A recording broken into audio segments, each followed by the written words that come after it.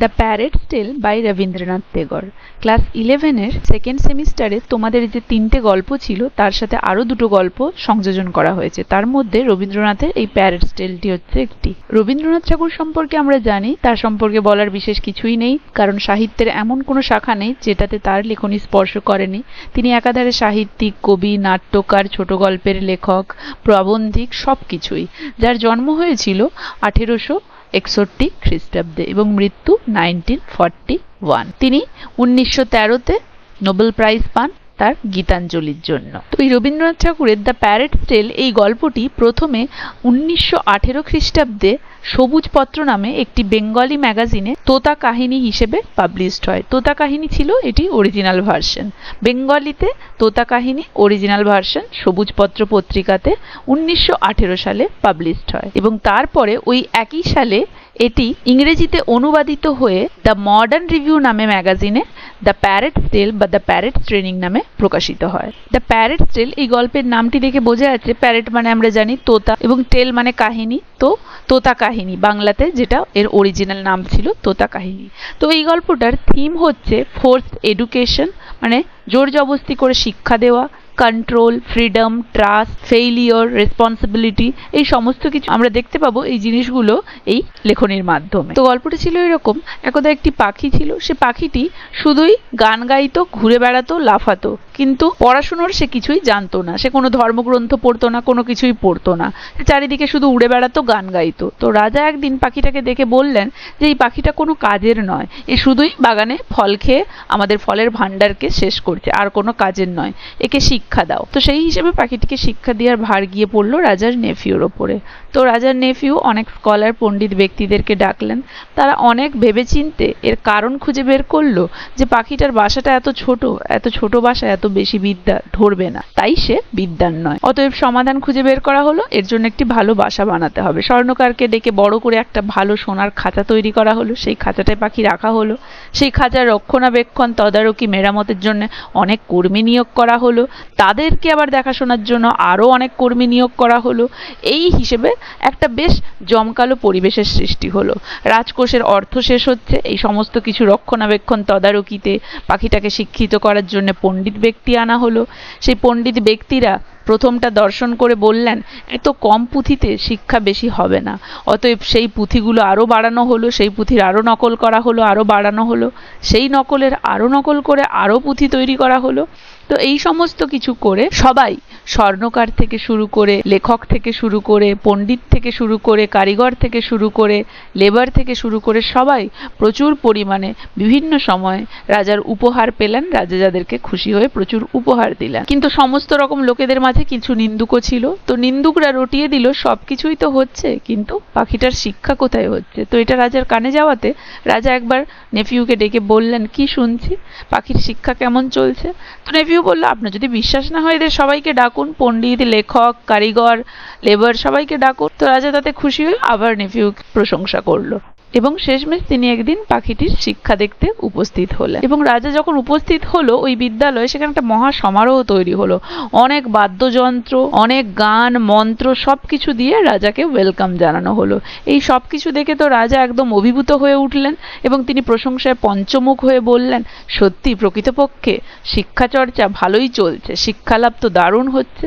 দিয়ে তিনি ফিরে এসে যখন হাতিতে ওঠেন তখন একজন নিন্দুক ঝোপের আড়াল থেকে বলল, পাখিটিকে দেখেছেন কি আপনি? রাজার সেই মুহূর্তে মনে পড়ল এত সমস্ত কিছুর মাঝে পাখিটিকে, সেই শিক্ষার্থীকেই তো তিনি দেখেননি। তিনি যখন ফিরে এসে পাখিটির শিক্ষালাভ প্রক্রিয়া দেখতে চাইলেন তখন তিনি দেখলেন পণ্ডিত কি করছে, পেনের ডগায় সেই সমস্ত পুঁথি সেগুলোকে ছিঁড়ে ছিঁড়ে পাখিটির মুখে ভরছে। এটা দেখে তো রাজা আরো খুশি হয়ে গেলেন। তিনি ভাবলেন প্রকৃতপক্ষেই ভালোই চলছে সবকিছু। দিয়ে তিনি ফিরে গেলেন।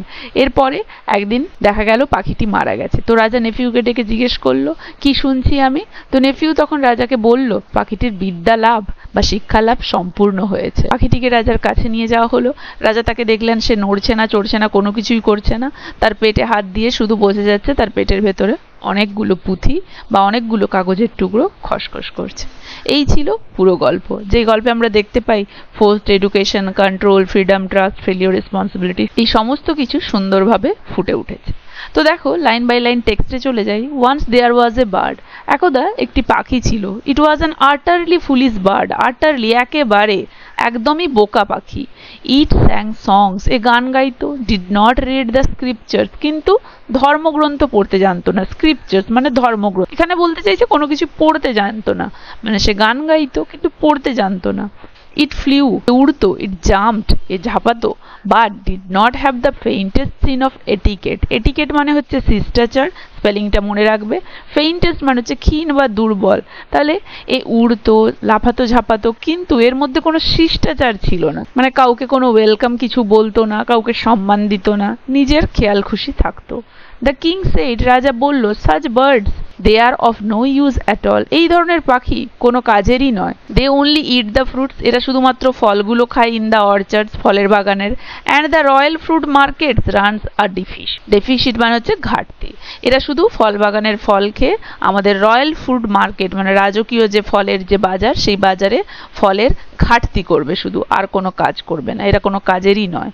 হি কল্ড দ্য মিনিস্টার, তিনি মন্ত্রীদেরকে ডাকলেন। অ্যান্ড কমান্ডেড, এবং আদেশ দিলেন, এডুকেট ইট, একে শিক্ষিত করো। তাহলে রাজা দেখলেন পাখিটি গান গাইছে, লাফাচ্ছে, ঝাঁপাচ্ছে, ফল খাচ্ছে, কিন্তু ধর্মগ্রন্থ পড়তে জানে না।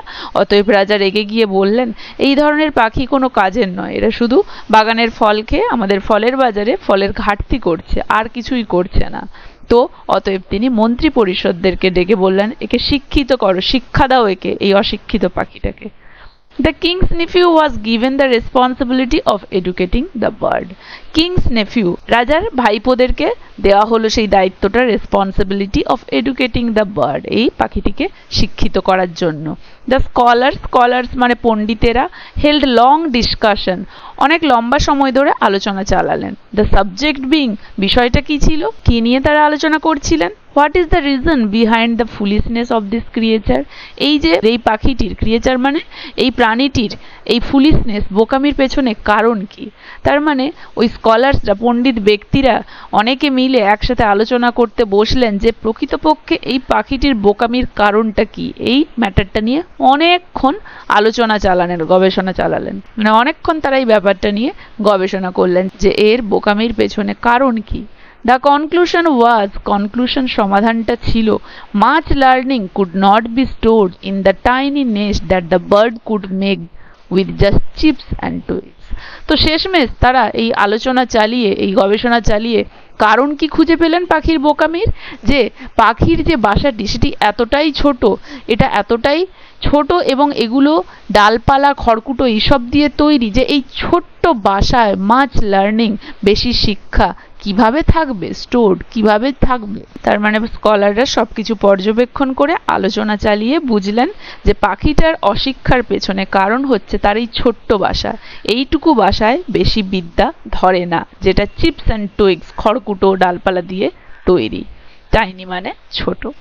So first of all it was necessary to build a good cage for it, অতএব প্রথমত এটা খুবই জরুরি যে এর জন্য একটা গুড কেজ, ভালো খাঁচা তৈরি করা। The scholars got amply rewarded and went home merrily, তো সেই স্কলাররা, পণ্ডিত ব্যক্তিরা প্রচুর পরিমাণে, পর্যাপ্ত পরিমাণে পুরস্কার পেলেন। অ্যান্ড ওয়েন্ট হোম মেরিলি, এবং আনন্দ সহকারে সবাই বাড়ি গেলেন, মানে তারা এসে পাখিটার অশিক্ষার কারণ খুঁজে বের করেছেন এবং সমাধান বলে দিয়েছেন।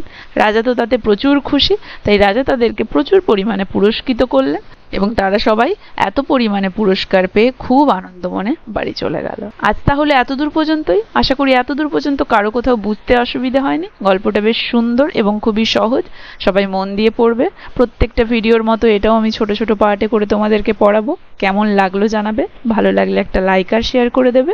আর যারা যারা আমার চ্যানেলটা সাবস্ক্রাইব করোনি, কাইন্ডলি আমার চ্যানেলটা সাবস্ক্রাইব করে দেবে। এর পরবর্তী অংশটা থাকছে পরের ভিডিওতে।